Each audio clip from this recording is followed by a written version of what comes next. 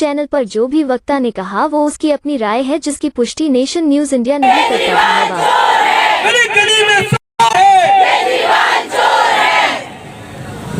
गली गली में शोर है, केजरीवाल चोर है। और अब आप देख रहे हैं कि इस समय जो ये मजदूर हैं मुख्यमंत्री की कितनी इज्जत करते हैं। कह रहे हैं सारे मजदूर यहाँ हैं, केजरीवाल कहाँ है। कितना आपको योगदान दे रहे हैं, कितना बड़प्पन दे रहे हैं। केजरीवाल जी आपको यहाँ आना पड़ेगा और इनकी बात सुननी पड़ेगी। आपको छुपने नहीं देंगे। जो आपने इनसे काम लिया, कोरोना योद्धा आपने बोला, फूल बरसा इनको, जब इनका काम आया और ये कुछ आपसे खैरात नहीं मांग रहे हैं, अपना अधिकार मांग रहे हैं, अपना हक मांग रहे हैं। जो आप वायदा कर आए थे कि जो आउटसोर्सिंग है या जो डेली वेजेस कर्मचारी हम उनको पक्का करेंगे, आप कहाँ गए आपके वादे? आप तो गाड़ी भी लेना नहीं चाह रहे थे, बंगला भी लेना नहीं चाह रहे थे, करोड़ों रुपए का स्विमिंग पूल बना लिया। तो इन मजदूरों की कौन सुनेगा? आप नहीं सुनेंगे तो आ रहा है वो वक्त। आइए हम बात करते हैं। सर क्या नाम है आपका? मेरा नाम अनिल शील है। मैं यहाँ पे पिछले 52 दिन से यहाँ पे रेगुलर आ रहा हूँ और मजदूरों की एक मेरे सभी साथी समूह मेरे साथ खड़ा है। अनिल शिंदे जी, जिस तरीके से आप यहाँ बैठे हैं, क्या मांगे आपकी ऐसी सरकार से? क्या मांगे है जो आपको सरकार नहीं मिल रही है? देखिए, ये हमारे डिस्पेंसरी के कर्मचारी पूरे दिल्ली के 12 जोनों से ये कर्मचारी हमारे साथ खड़ा है। इनकी ये मांग है, ये 14 साल से कर्मचारी लगा हुआ है कोरोना काल से पहले का, और आज दिल्ली सरकार ने इनकी 3 महीने से तो वेतन नहीं दिया और बकाया एरियल भी नहीं दिया, और इनको ये कह दिया गया अब तुम्हारी कोई जरूरत नहीं है। 585 कर्मचारी आज रोडों पे है। जब वो केजरीवाल बोलता था कि मुझे वोट दो, मैं तुम्हें नौकरी दूंगा, तमाम लोगों ने वोट दिया और उसके बाद उसने इन लोगों को रोड पे बिठा दिया। आज ये 585 कर्मचारी जाए तो जाएगा, और मैं 585 कर्मचारी की नहीं बात कर रहा, आज पूरी दिल्ली का कर्मचारी आज रोड पर बैठा है। आज चाहे वो डिस्पेंसरी की बात करूं, आज बात करूं दिल्ली नगर निगम की बात करूं, आज बात करूं तो जो हमारे सिविल डिफेंस के बहन भाई है उनकी बात करूं, आज मैं बात करूं तो सोल्जर मेरे भाई है जो सिविल डिफेंस में लगा, उनकी बात करूं, डीटीसी की बात करता हूं, और तो और दिल्ली विभाग आशा वर्कर, ये कह रहा हूँ आशा वर्कर की बात करूं, और तो और बिजली विभाग की बात करूं, तो दिल्ली का जितने भी कर्मचारी है जो विश्वास करता था केजरीवाल को, आज से वो कह रहा हूँ पूरी दिल्ली के रोडों पे बैठा हुआ है। आज मजदूर रोडों पे बैठा है, उससे गवार लगा रहा है। जब तेरी सरकार थी सबके तू पाँव छू रहा था, पाँव पकड़ रहा था कि मैं तुम्हारा बेटा हूँ, मैं तुम्हारा बेटा हूँ, मैं तुम्हारा भाई हूँ, तुम मुझे वोट दो। मैं जागता है, कभी तो किसी के खंबे पे चढ़ जाता था, कभी तो किसी का तार काट जाता था, कभी किसी बस के नीचे लेट जाता था, कभी वो मफरल बांध के क्या नाम उसका रामलीला मैदान पे चले जाता था। अरे झूठे केजरीवाल, तूने मक्कार आदमी, तूने दिल्ली के आदमी को लूट लिया, तूने खांसी कर करके आज पूरी दिल्ली के मजदूरों को लूट लिया। कहाँ है हमारा पैसा? कहाँ है हमारी पेंशन है? कहाँ है हमारे लोगों की वो रोजगार? तूने तो सब कुछ नुकसान कर दिया। होता है कि मैं अपने बच्चों की कसम खाता हूँ, अपने बेटे की कसम खाता हूँ कि मैं ना बंगला लूंगा, ना गाड़ी लूंगा, ना मैं कुछ लूंगा। आज मैं मानता हूँ पूरे कोई मुख्यमंत्री के पास जो पैसा हुआ तो सबसे ज्यादा पैसा केजरीवाल के पास हुआ। आज कोई बहुत बड़ा बंगला है तो केजरीवाल का है, आज कोई भ्रष्ट कोई नेता है तो केजरीवाल का है। दो मंत्री आज भी उसके जेल में पड़े हैं जो कि सबसे बड़े विश्वास पात्र है। कहीं वो दारू के ठेके में पड़ा है, ये घोटाले में पड़े, कहीं वो स्वास्थ्य मंत्री था जो सत्येंद्र जैन, आज वो जेल में पड़ा है। अरे झूठे भाई, केजरीवाल आज तूने दिल्ली के मजदूरों को रोडों पे बिठा दिया, खुद एसी पे पड़ा है। मैं समझता हूँ दिल्ली के हर मजदूरों के पास तो ये पहुँचना चाहिए था, उनका दर्द सुनना चाहिए था, उनकी समस्या सुननी चाहिए थी। जब तो तू बड़ा कह रहा है मैं वो लगाऊंगा, वो क्या बोलते हैं उसको, वो जो चौपाटी थी, जनता दरबार लगाऊंगा। मैं तो उसे चौपाटी बोलूंगा क्योंकि चौपाटी केजरीवाल की थी, जनता दरबार था हमारा।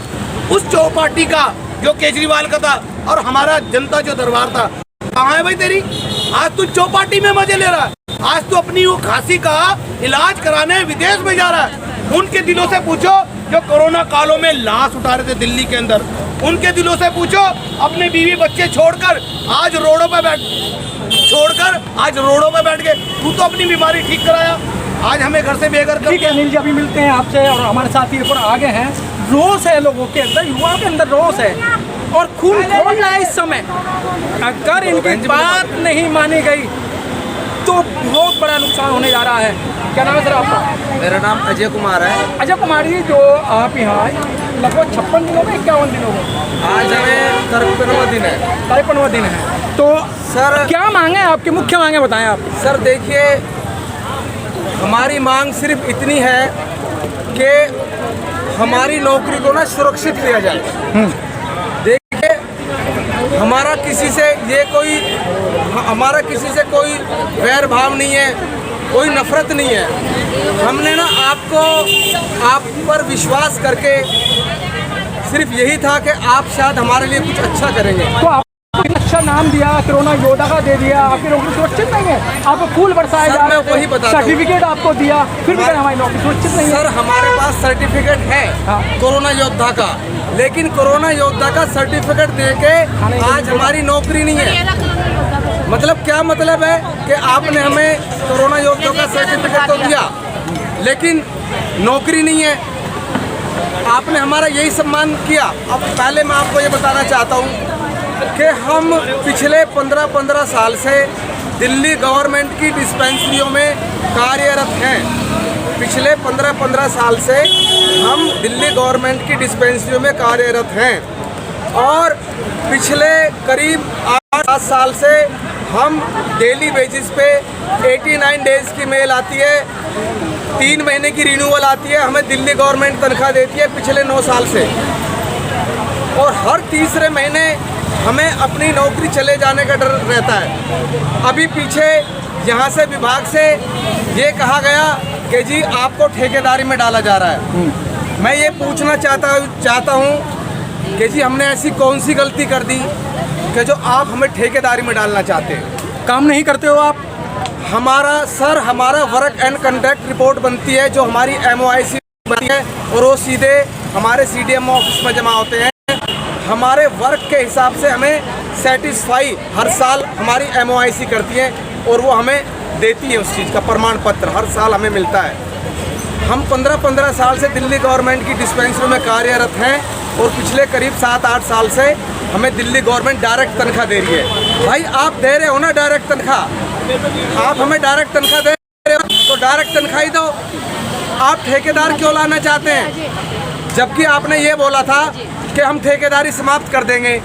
अरे भाई, आप ठेकेदारी समाप्त तो नहीं कर रहे, लेकिन जिनको आप विभाग से दे रहे हैं, पहले से विभाग से तनख्वाह दे रहे हैं, और अब आप कहते हो 8 साल बाद कि जी ठेकेदारी में डाल रहे हैं। सर देखो, हमने आप पे बहुत विश्वास किया है, हम बहुत उम्मीद करते हैं आपसे। अब दिल्ली की जनता ने केजरीवाल गवर्नमेंट को 67 सीट दी, हमने कोई गलती नहीं की। हमें बहुत विश्वास था कि आप हमारे लिए कुछ करेंगे, लेकिन पता नहीं आप हमारी बात ही नहीं सुन रहे हैं या सुनना ही नहीं चाहते हैं। जिन्होंने आपको वोट देकर मतलब मुख्यमंत्री बनाया, आज उनके लिए ही समय नहीं है सर आपके लिए। अच्छा, बड़ी हैरानी की बात है। और आप क्यों लाना चाहते हैं ठेकेदार? और दूसरा, हमने बीजेपी गवर्नमेंट को भी 7 सांसद हमारी दिल्ली ने दिए हैं। मैं किसी एक पार्टी का नाम नहीं ले रहा, चाहे वो बीजेपी हो, चाहे वो आम आदमी पार्टी हो, कांग्रेस भी हो। देखिए, हमारे देश की बहन बेटियां जिनका एकमात्र साधन ये नौकरी है, देखिए साहब, ये हमारे देश की बहन बेटियां और हमारे भाई जिनका एकमात्र साधन ये नौकरी है, और 3 महीने से इनकी ना नौकरी है ना तनख्वाह है, कुछ नहीं है। मेरी माताएं बहनों के पास कुछ भी नहीं है।